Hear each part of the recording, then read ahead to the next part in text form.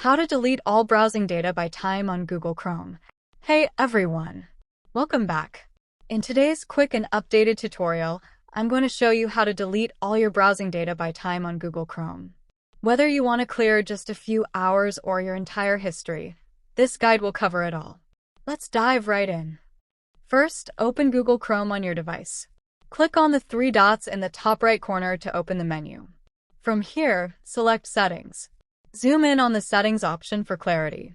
Now, this is the important part. A window will pop up, allowing you to choose a time range.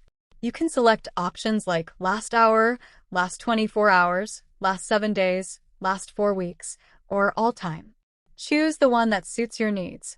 Below the time range, you can choose what kind of data you want to delete. Options include browsing history, cookies, cached images and files, and more. Select the ones you want to clear. Once you've made your selections, click on the blue Clear Data button. And that's it. Chrome will delete all the data based on your chosen settings. That's all for this tutorial. Clearing your browsing data is a simple yet essential step to keep your browser running smoothly and protect your privacy. If you found this video helpful, don't forget to like, subscribe, and hit the bell icon for more tutorials. Thanks for watching and see you in the next video.